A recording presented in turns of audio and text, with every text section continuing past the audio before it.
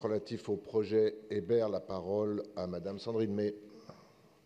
Oui, alors donc ce vœu concerne le projet immobilier Hébert dans le 18e arrondissement qui prévoit sur une surface de pleine terre de 5,2 hectares la construction de 49 000 m² de logements, de 40 000 m² de bureaux, avec seulement un square de 4 000 m² et un jardin longeant la voie ferrée de 3 000 m². Donc ainsi les espaces verts ne concernent que 7% de l'emprise, ce qui demeure insuffisant au regard de l'objectif de 30% fixé dans le schéma régional de cohérence écologique. Or, ce projet s'inscrit dans un quartier qui est déjà déficitaire en espaces verts et dans un arrondissement où la moyenne est de 0,9 m² d'espace vert par habitant et où la densité de population est de 33 000 habitants au kilomètre carré. L'enquête publique qui a pris fin le 25 octobre dernier a révélé la très grande et légitime inquiétude des habitants concernant la forte densité du projet et le manque d'espaces verts. Le réchauffement climatique en cours a un impact négatif sur la qualité de vie des habitants, en particulier dans le 18e arrondissement et dans le quartier Hébert, où l'on compte une très grande densité, une forte minéralisation et peu d'îlots de fraîcheur. Donc, il est nécessaire de construire des logements sociaux, évidemment, afin de maintenir le prix des loyers accessibles et d'encourager la mixité sociale, comme cela a été fait notamment à Chapelle Internationale.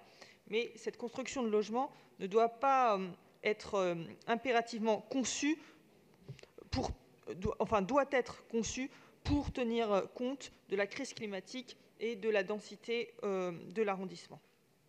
Il nous semble donc nécessaire de réaliser un aménagement urbain qui permette de faire le lien entre le quartier Marx d'Ormois et les secteurs de Rosa Parks McDonald, un aménagement plus équilibré pour donner beaucoup plus d'importance aux espaces verts et moins aux bâtis. C'est la raison pour laquelle nous demandons que le projet Hébert soit revu afin de répondre à un objectif de 15 m² d'espace vert par habitant et limite le développement en hauteur des bâtiments prévus dans le programme à 6 étages. Je vous remercie. Merci, Monsieur Messica, pour vous répondre. Alors, je dois dire que nous avons déjà débattu il n'y a pas si longtemps que cela sur le projet d'aménagement du secteur Hébert. Le Conseil de Paris a voté en juin dernier, c'est pas vieux quand même, hein, l'étude d'impact, hein, et nous nous sommes donc déjà positionnés sur cette opération urbaine qui est portée par la SNCF. Ma réponse ne sera pas longue, c'est quand même un peu problématique qu'à chaque Conseil de Paris, on remette en cause des votes qui ont à peine 6 mois.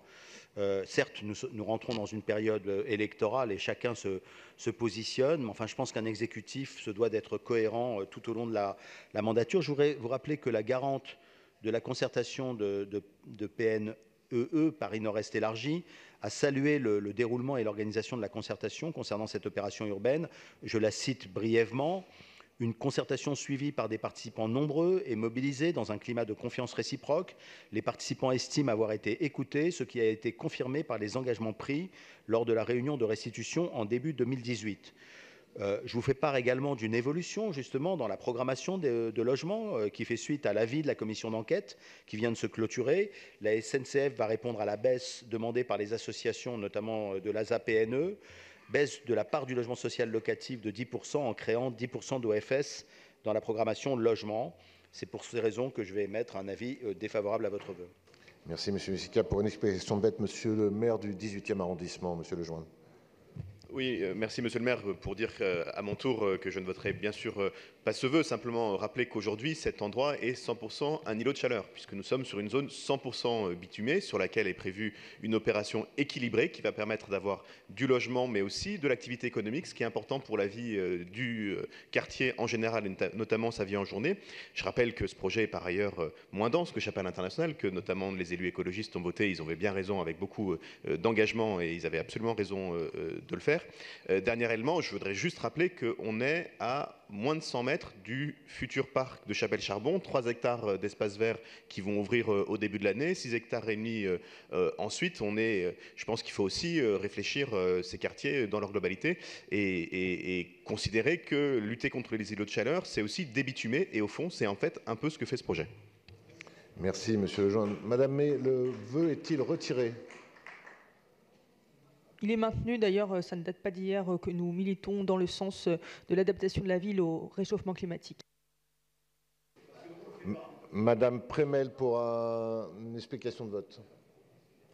Rapidement pour dire qu'effectivement ce quartier a besoin de ce changement, que ce quartier effectivement a été consulté à plusieurs fois, il y a eu des ateliers et que nous voterons donc contre ce vœu puisque nous estimons que c'est aussi parce que les habitants se sont exprimés dans ces ateliers et qu'ils ont approuvé ce projet que nous les soutenons. Merci. Je mets donc aux voix le vœu numéro 105 avec un avis défavorable. Qui est pour?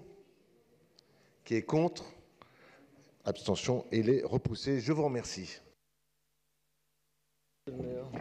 Ah.